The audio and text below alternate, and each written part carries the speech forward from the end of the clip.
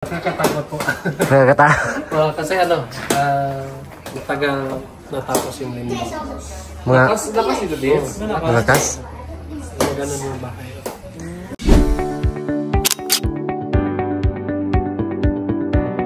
Bye! Yung ginagawa ni...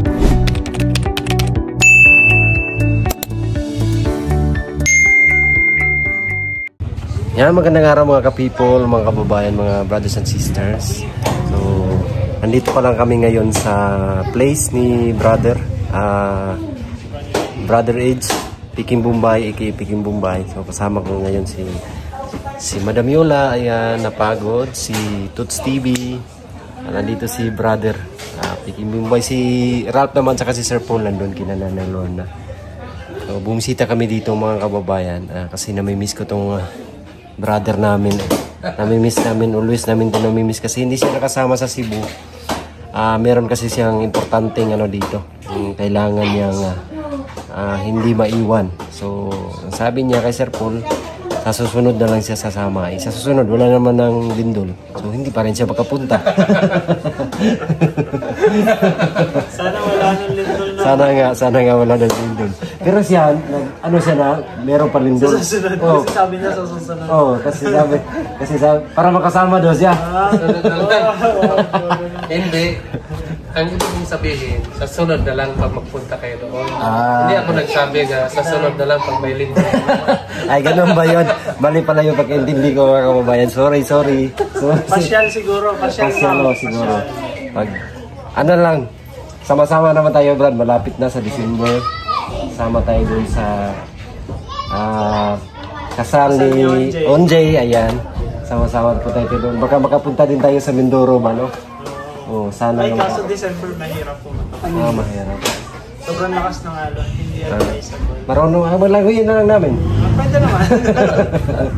Kung masasurvive mo yun, mga 3 oras na bang kasi sa Langoy, mga 12 oras. Hindi lang. Wag na lang, Brad. Hindi tayo papuntahin na yan Jason, hindi tayo papuntahin Hindi naman hindi tayo. Masabi ko lang, pag December, hindi masyadong yung alon. So walang bumibiyahe pag December doon? Meron naman. May bumibiyahe. Kaya lang, kayo kasi hindi kayo sanay sa bangka. Kasi sanay kami. Anytime, pwede kami umuwi-uwi. Pero, basta nakasakay lang kami, kahit malog-alaglag no, ayos lang naman. Kahit sobrang lakas ng alon. Kahit sobrang lakas. Kasi may naman kami, pananalig ba? Kumbaga. Nung pumunta, doon ako natakot nung dumaan kami sa ilog, nung punta kami sa Floating Village. Yun talaga kasi ang liit ng bangka. May buhaya pa. May buhaya pa. Tapos ilog na baha talaga. Ang lakas ng tubig. May buhaya pa. Yung namigay kayo ng din sa bahay-bahay. Ang sabi namin sa isa't isa, nag-usap kami. Pag malunod itong bangka, kanya-kanya tayong diskarte paano tayo makaahon. Wala tayong hindi tayo dapat magtulungan sa Save yourself. Kasi kung lalong magkakaroon ng pagkalunod pag meron ka pang isang tutulungan kasi grabe yung lakas ng agos ng tubig. Yun yung pinag-usapan namin. I-save mo yung sarili mo, i-save ko yung akin. Basta ayun naman, wala namang nangyari sa amin. Ayun yung pinag-usapan namin. Pero gusto din namin na makapunta sa Mindoro, sa place nyo. Ni JR, ni Sir Paul. Place na din ni Madam. So, sana nga makapunta kami doon. Soon. Place na ni Madam kasi magkakaroon na ng asawa si Madam na taga Mindoro. Ganun ba yan? Oo. Ayaw niya. Ayaw talaga. Hindi, lagi naman ako napunta doon. Okay. Kilala na siya doon Kilala na ako. Kilala na Si Madam Yola. Musta naman yung experience nyo dito, Brad? Yung paglindol, Brad? Nakakatakot po. Nakakatakot? Kasi matagal natapos yung lindol. Lakas ito din. Malakas? Ganun yung bahay. Buti yung bahay, hindi nakakapit ka. Tibay naman Kaya maingay yun kasi yung yero. Pagkatapos ng lindol, parang may lindol pa rin. Parang nahihilo ka pa. First time mo ma-experience sa ganong kalakas na lindol? Yun, first time ko yun. Yung lindol na karaan. Pero yung iba pa, 2002 man yata yun. Malakas din yun, pero mas malakas siguro yung ngayon. Ngayon? Ano yung pumasok sa isip mo nung paglindol? Yung pumasok ng isip ko, nakatingin lang ako doon sa taas, baka may... Kasi yung nandun ako sa labas, yung sa kuryente dito. Poste? Maganon-ganon. Nabihan ko yung mga kasama ko nga, lupat kayo dito sa baka mabagsak yun. Oo nga naman. So at least walang mga dito, mga nasira. Hindi gaya doon sa Cebu, sa Manay. May mga nasira doon. Sira talaga yung bahay. Matibay naman to dito kasi yung ilalim nito is limestone, no? Bato talaga to. Bato. Kaya matibay. Nasa Cebu. Dito limestone. Sa Cebu yung limestone. Sa Cebu mang limestone kaya Ito bato. Ang daming naging sinkhole din sa Cebu kasi nga limestone. Tsaka hindi naman to matarik dito. Ano lang siya ba? Yung ganyan yung pagkaano nyo ba? Nung paglindol, ang pumasok sa isip ko noon, baka mabagsak yung bahay. Bahay mo? Hindi pa tapos. Mabagsak na. Mabagsak na. Tumawag agad yung panday. Tumawag agad sa akin. Sabi niya, ang lakas ng lindol daw. Pero safe naman. Safe naman. Sawa ng Diyos. Safe naman. Baka magaya doon sa yung isang bahay doon sa Cebu na pinagawa niya ng worth. Magkano, madam? 5 million? 8 million. 8 million. Worth 8 Grabe. million. Tapos, doon sa lindol nasira. So, as in, sobrang laki ng kawalan yun para doon sa tao. Kasi parang ang tagal niyang pinag-ipunan yun. Tapos, pag-abroad yun parang bunga ng kanyang pag-abroad. Tapos nasira ng lindol. Grabe, pagbabawiin talaga sa wala ka talagang magawa ba? Di kasi natin inaasahan yung mga ganyan unexpected, hindi natin malalaman kung kailan darating. Di gaya ng bagyo kasi yung bagyo, alaman natin na meron namang ngayon, Pag-asa, yung sila yung nagbabantay sa bagyo. Pero di ko alam bakit nakakapasok pa rin na binabantayan naman nila. Wala naman kasing harang. Ay, wala ba yun? Ayan, ako papasok na ganun ba yun? Akala ko binabantayan nila na hindi makapasok. Hindi pala. Tataboy sa kabilang sadya. Oo, ganun ba? Pinapalihis ba? Binabantayan. Tinignan lang siguro. Inalam na pala na meron bang bagyo. Ganun pala. Akala ko binabantayan nila na hindi makapasok.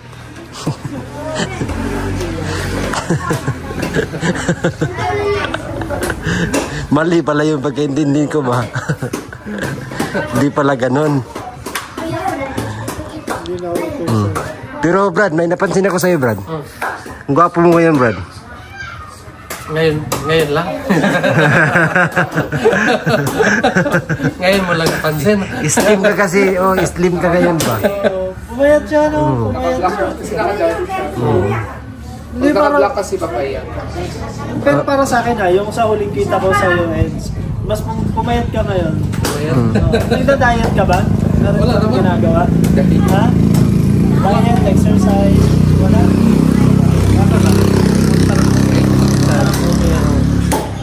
Sa akin, hindi siya, sa tingin ko, hindi siya pumayat. Pumugi siya. Oo. Brad, patingin ka muna sa doktor. Makasira yung katam. Hindi, Brad, naghahanap lang ako ng coins ba? Baka may bariya ka dyan.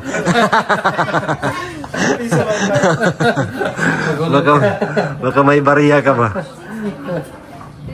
Tingnan si brother, Kaya, pag magkasama kami nito, ayaw kong tatabi to sa akin, Bakit? Natatabunan yung kagandahan ko eh.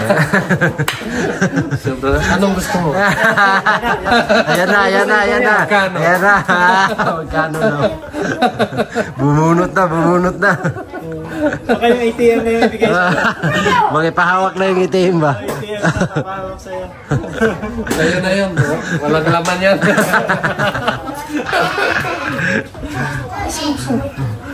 Binigay yung ATM pero may online banking siya. Wala rin. Pinakancel yung ATM.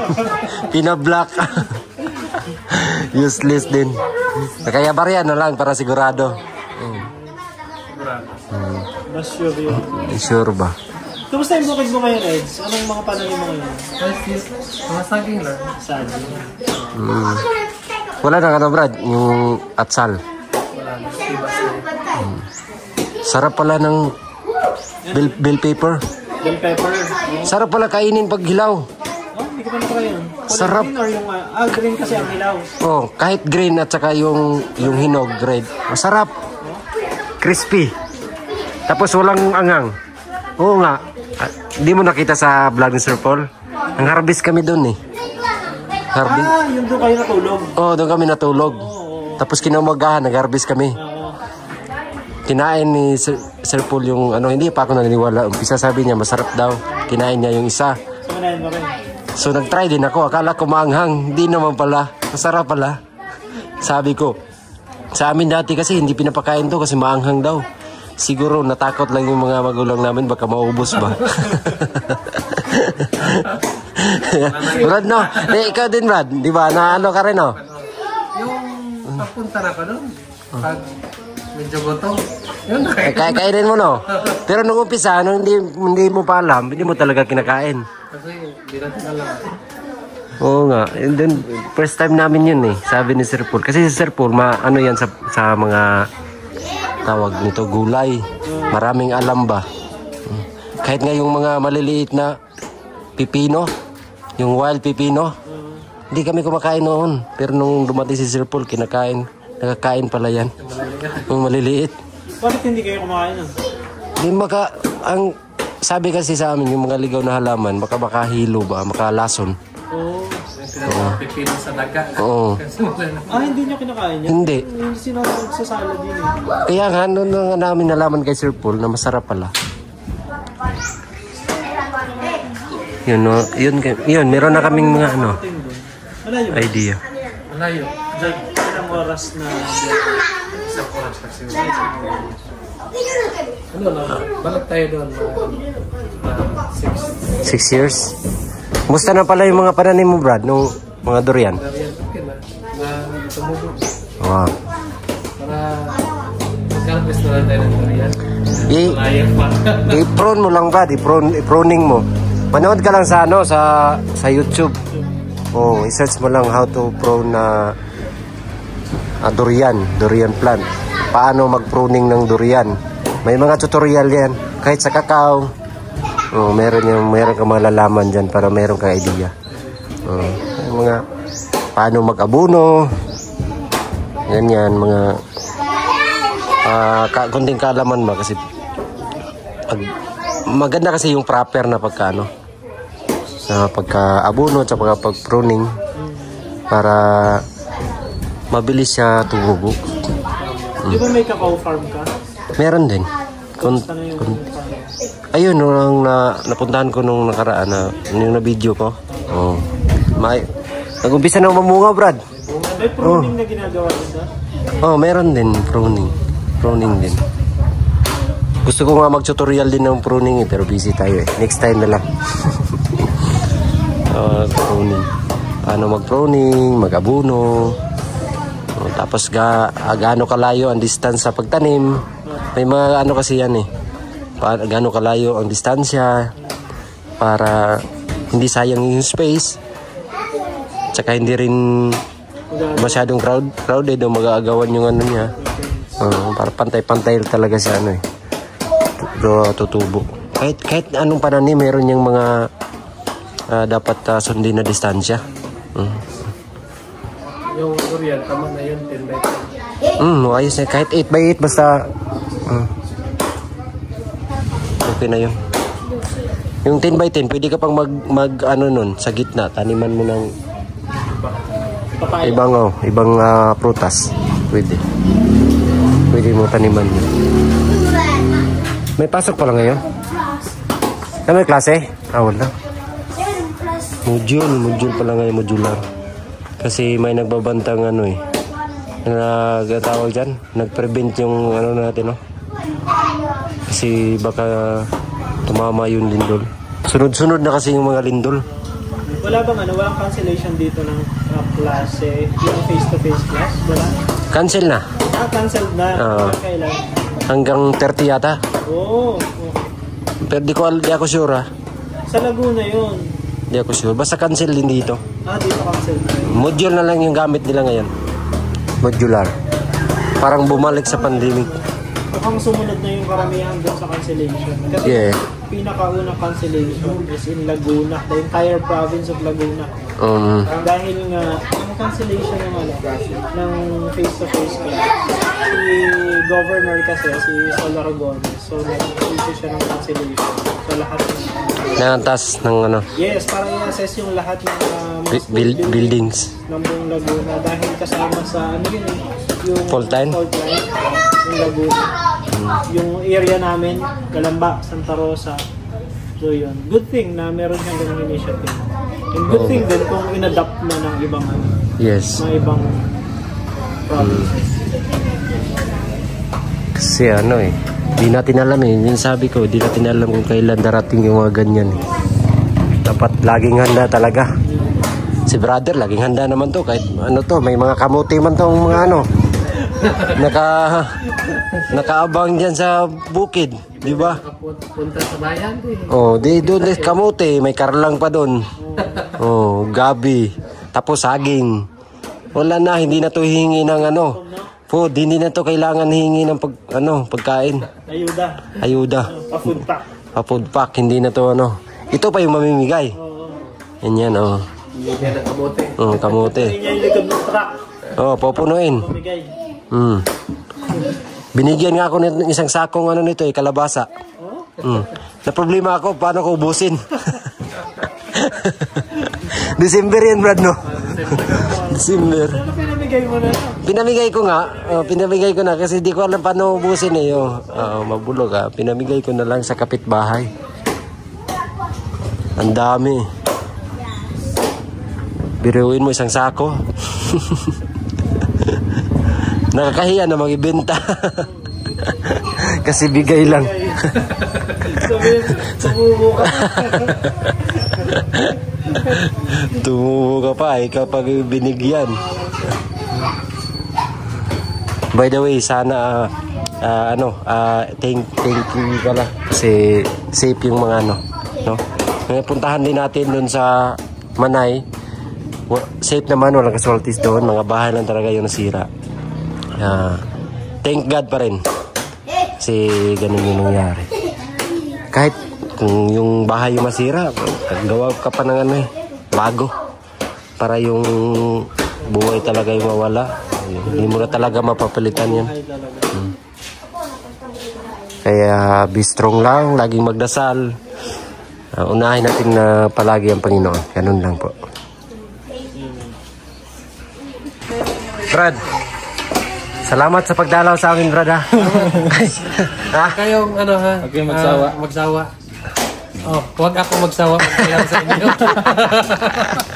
Pero mga na to, sabot na to. Para to. Sige. Huwag tabangay. Huwag tabangay. Kamera. Kamura ang huwag tabangay. Di na kumukuyog, huwag tabangay. Thank you, Brad. Tabangan mo daw, basta mahilak. Tabangan pa sa mahilak lang. Kailangan ko palang umiyak para tulungan nyo. Ayan. Alis na kami. Thank you. Pero sasama ka na sa susunod, no? Susunod. Antayin pa natin may bagong hindi na. Pasyal na lang pala. Pasyal. Ayan. Tuwang-tuwa si Jason, Brad. Nakita ka niya, Brad. Oo. Iba yung ngiti niya ngayon. Iba yun. Iba. Siyempre masaya ako nakita ko ulit. Bakit kaya? Bakit kaya? Hindi ko alam. Tanungin daw natin. Bakit? Gusto niya kasi Gusto niya daw kasi sumakay sa harap ng motor. Gusto niya Ganon. Hindi pa na-experience Pero nakikita mo na sa nakikita ko na yung Yung sa may mga... sumasakay sa harap. Gusto mo matry. Pero yung sumakay ng harap nga walang motor. Iba yun. Iba yun. Ha? Experience mo na. Iba yun ah, iba yun ah. Nag-usap nga kayong dalawa. Sige Brad, baka saan mo mapunta yung usapan Brad? Tinira.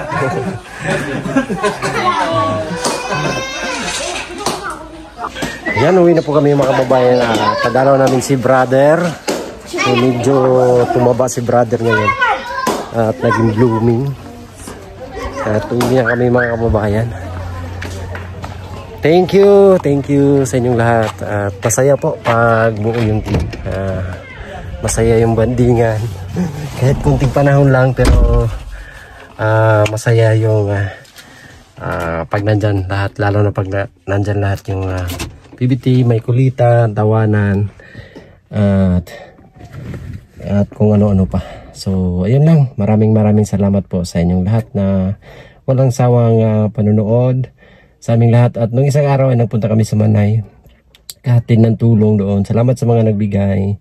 Sa ating sponsor, mga charity viewers, thank you so much po sa inyong lahat mga kababayan. God bless po. We love you all. Bye-bye.